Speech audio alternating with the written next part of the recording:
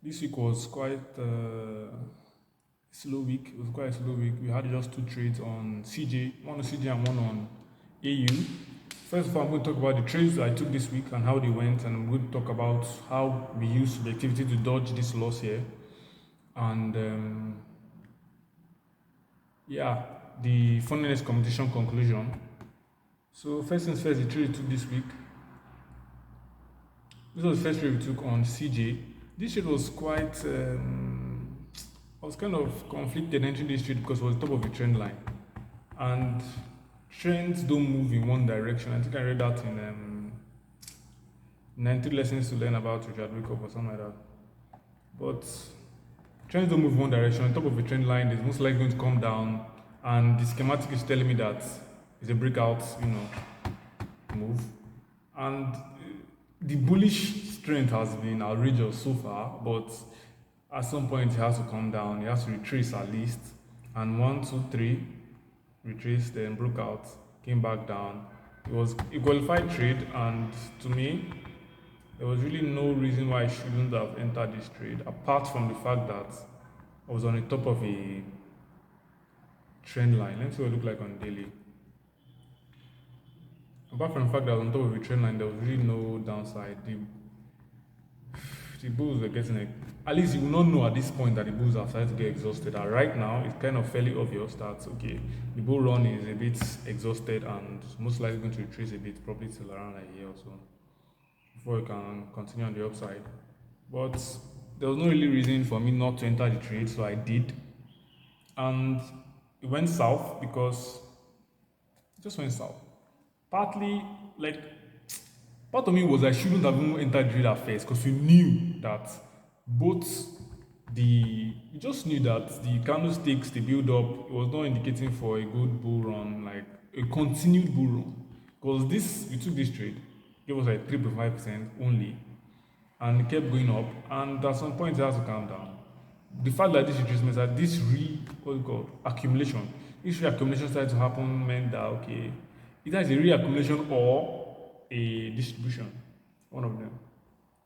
So reaccumulation basically is just accumulating more size to go to the upside. Distribution is downside and we go schematic vibes anyhow. Um yeah, so that was really it. That was really it. How much did I close the trade for? Did I close it? Yeah. It was a full loss. Oh, I remember, yeah. A full loss, 0.75% loss. 1, 2, 3. Qualifying candle here. First, fourth candle, fifth, we entered quite low. And the next candle just wiped us out. Hopefully, I think our CTC was around like the border. We should have, if we didn't get stopped here, we would have managed to close the loss at around like here. But we didn't have the opportunity. We got wiped out like instantly. Couldn't do much about it. Well, the loss was out of our hands. Apart from the fact that we should not have not entered due to the red flags. But it's not a hard rule. It's not a hard rule that I can't enter buy moves in at the top of the trend line because it's not a very common occurrence. So it's not something that I've managed to like make black and white. But because of this, I didn't enter this trade due to this same fact. The top of a trend line is most likely not going to finish the move. The bulls, I don't know what's happening here. I'm not even sure I should even continue the schematic to here, so I'm thinking of just ending it here. But I don't know what my final decision will be at the end of the day. But we didn't enter this trade because of the same reasons why I should have not entered this trade. I will not say I learned from this trade. What happened was I was willing to accept the market leaving me in this condition because I from my observation of price action, the build up was not looking great. The trend channel was a very strong one. It's a very strong one built on the daily, and the bull run has been going on for quite a while. There's very little chance that it's going to just continue going up. It's not that deep. But it's possible. It's possible. That's why I entered this trade. It's possible. But I concluded that it's not likely to happen. So we didn't enter this trade. And we just Just didn't enter it and waited to see what would happen. And luckily, or fortunately, I was right on this call. We should avoided this loss completely, and we would have not expected this. Would have not expected this. Most likely, I would have entered here. This is where I would have entered. But I would have gotten stopped out around like here. No, here. Because after this price came once, twice, I would have raised my stop a bit. Then after price came like around here, this candle here. After price came up, all the way up here, I would have probably broken even, or at least brought my stop here, then I would have gotten stopped. So I'd have most likely gotten stopped with small loss, but I was not really willing to take the chances. The price action, the build up, the trend channel was not looking great for the trade, so I decided not to enter at all. The other trade was on AU. This one was out of our hands completely. There was nothing we could have done about this. It was a breakdown attempt and just failed. There's really nothing we could have done about this. First trade good, second trade nice range, terrible close. Third candle, first candle good, second candle good range, terrible close. Third candle wasn't looking good, but not looking terrible at all. What I was really basing this off was the was the range of the candle. At least there's presence of a lot of peers, so there's most likely this third candle is most likely just a retracement, and we are going to continue back to the downside. That was the intention. That was the analysis behind it, and there was no obvious red flags. Honestly, this trade is out of our hands. We would have entered this no matter what happened. It's a clean trade, clean schematic, clean build up, clean price action. It's even in the downtrend. It's lovely. Trade is lovely. Nothing to have done about this trade. We closed it at a 0.6% loss. After this candle close here, we brought our SL down to like it's 20 pip actually. The 20 pip stop loss due to the I don't know whether it's low volatility that AU has, but it's not it doesn't move a lot. So this was 20 pip SL. We reduced it by 5 pips and we got stopped with like 0.55%. That was all.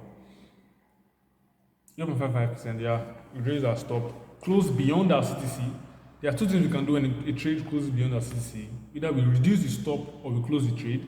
And in this case, I reduced the stop more or less because the trade had no obvious red flags and I was willing to take the risk, at least risk an extra 0.15, 0.2% to check whether it come back down and profit.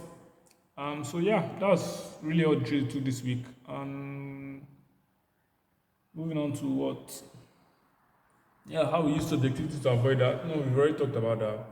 Our Funnenex competition.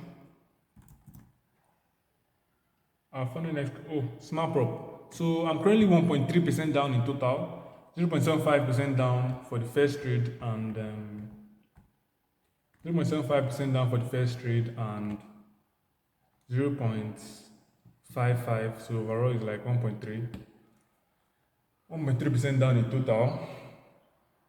First week. For the first week, I'm saying 1.2% down in total. Hopefully, we can do this. We will be able to do it. I'm not too tense. It's 7% target. Can do this. But 8% drawdown. Max DD is 8%. Right. Low. But anyhow, this is the Funnenex competition. It's ended yesterday. And the last two trades that I also took them here, which gave me a 1.3% loss. So basically, down my 4.5 was it? Yeah, a 4.5% profit. That was what I initially had. Minus 1.3. Everything now went down to practically 3%. So it's not bad. 3% month. This is the best month I've had for the year. This 2023, have had mainly a losing streak. A 3% month is very, very acceptable. It's very, very. This was my constant for 2022. So it is very, very acceptable. Very nice. Very nicely done. Yeah, that's about it. This was our peak. We had a 4.5. I think this even went to 5%. So went to around like 5%. One trade was giving me 5.25. It went to 8 RR. So from this competition, I've practically learned that we should raise stops, never take profit, especially on breakouts and breakdowns. We should mainly raise our stops and not like hard take profit. The hard take profit has not proven to be useful for me. Anyhow, what else? That's all. That's all. Sayonara.